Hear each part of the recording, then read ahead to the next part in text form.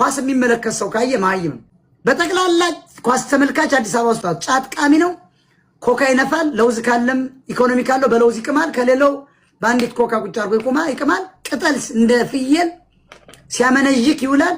ሲነሳ ሁለት እግሩ ደግሞ እንደ ልምሽ የያዘው መስሎ ለመስበር ደግሞ በጣም ስለሚበዛበት ምርቃ ነው። የደንበጫ አረቄ ፈልጎ ሁለቱን ኳ ያረጋል።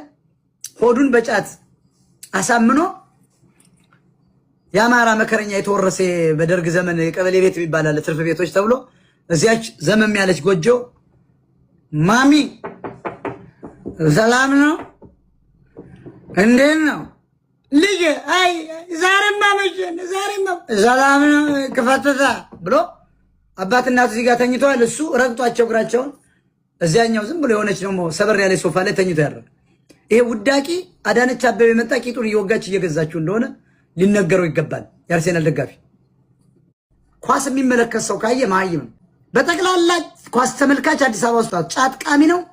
ኮካ ይነፋል። ለውዝ ካለም ኢኮኖሚ ካለው በለውዝ ይቅማል። ከሌለው ባንዲት ኮካ ቁጭ አድርጎ ይቅማል። ቅጠል እንደ ፍየል ሲያመነይክ ይውላል። ሲነሳ ሁለት እግሩ ደግሞ እንደ ልምሽ የያዘው መስሎ ለመስበር ደግሞ በጣም ስለሚበዛበት ምርቃ ነው። የደንበጫ አረቄ ፈልጎ ሁለቱን ኳ ያረጋል።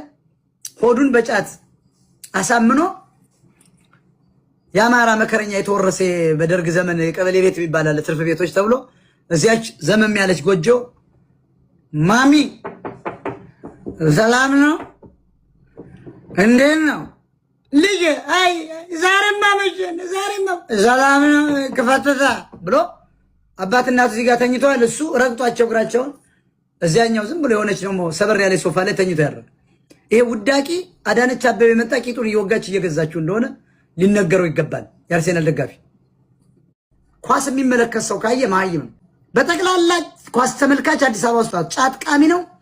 ኮካ ይነፋል። ለውዝ ካለም ኢኮኖሚ ካለው በለውዝ ይቅማል። ከሌለው ባንዲት ኮካ ቁጭ አድርጎ ይቅማል። ቅጠል እንደ ፍየል ሲያመነይክ ይውላል። ሲነሳ ሁለት እግሩ ደግሞ እንደ ልምሽ የያዘው መስሎ ለመስበር ደግሞ በጣም ስለሚበዛበት ምርቃ ነው።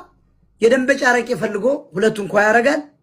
ሆዱን በጫት አሳምኖ የአማራ መከረኛ የተወረሰ በደርግ ዘመን የቀበሌ ቤት ይባላል ትርፍ ቤቶች ተብሎ እዚያች ዘመም ያለች ጎጆ ማሚ ሰላም ነው እንዴት ነው ልጅ አይ ዛሬማ መቼን ዛሬማ ሰላም ነው ከፈተታ ብሎ አባት እናቱ እዚህ ጋር ተኝተዋል። እሱ ረግጧቸው እግራቸውን እዚያኛው ዝም ብሎ የሆነች ነው ሰበር ያለ ሶፋ ላይ ተኝቶ ያደረ ይሄ ውዳቂ አዳነች አበበ የመጣ ቂጡን እየወጋች እየገዛችሁ እንደሆነ ሊነገረው